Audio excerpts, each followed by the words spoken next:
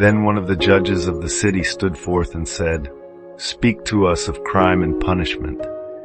And he answered, saying, "It is when your spirit goes wandering upon the wind, that you, alone and unguarded, commit a wrong unto others, and therefore unto yourself.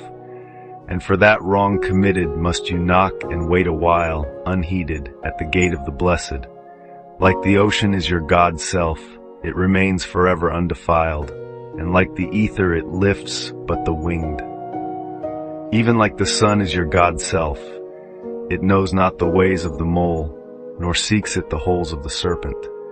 But your God self does not dwell alone in your being. Much in you is still man, and much in you is not yet man, but a shapeless pygmy that walks asleep in the mist, searching for its own awakening. And of the man in you would I now speak, for it is he, and not your God self, nor the pygmy in the mist, that knows crime and the punishment of crime. Oftentimes have I heard you speak of one who commits a wrong, as though he were not one of you, but a stranger unto you, and an intruder upon your world. But I say that even as the holy and the righteous cannot rise beyond the highest which is in each one of you, so the wicked and the weak cannot fall lower than the lowest which is in you also. And as a single leaf turns not yellow, but with the silent knowledge of the whole tree, so the wrongdoer cannot do wrong without the hidden will of you all. Like a procession you walk together towards your God self. You are the way and the wayfarers, and when one of you falls down, he falls for those behind him. A caution against the stumbling stone. And he falls for those ahead of him, who though faster and surer of foot, yet removed not the stumbling stone. And this also, though the word lie heavy upon your hearts, the murdered is not unaccountable for his own murder, and the robbed is not blameless in being robbed.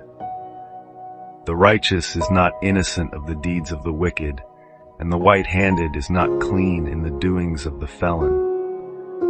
Yea, the guilty is oftentimes the victim of the injured, and still more often the condemned is the burden-bearer for the guiltless and unblamed. You cannot separate the just from the unjust, and the good from the wicked, for they stand together before the face of the sun, even as the black thread and the white are woven together.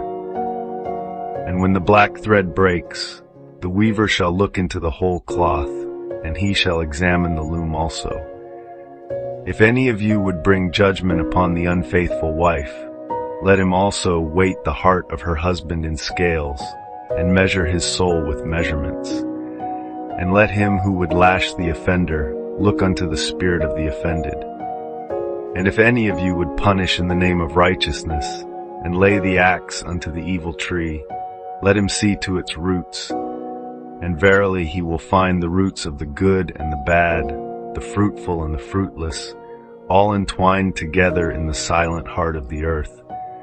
And you judges who would be just, what judgment pronounce you upon him who, though honest in the flesh, yet is a thief in spirit? What penalty lay you upon him who slays in the flesh, yet is himself slain in the spirit? And how prosecute you him who in action is a deceiver and an oppressor, yet who also is aggrieved and outraged? And how shall you punish those whose remorse is already greater than their misdeeds? Is not remorse the justice which is administered by that very law which you would fain serve? Yet you cannot lay remorse upon the innocent, nor lift it from the heart of the guilty. Unbidden shall it call in the night, that men may wake and gaze upon themselves. And you who would understand justice, how shall you, unless you look upon all deeds in the fullness of light? Only then shall you know that the erect and the fallen are but one man, standing in twilight between the night of his pygmy self and the day of his God self, and that the cornerstone of the temple is not higher than the lowest stone in its foundation.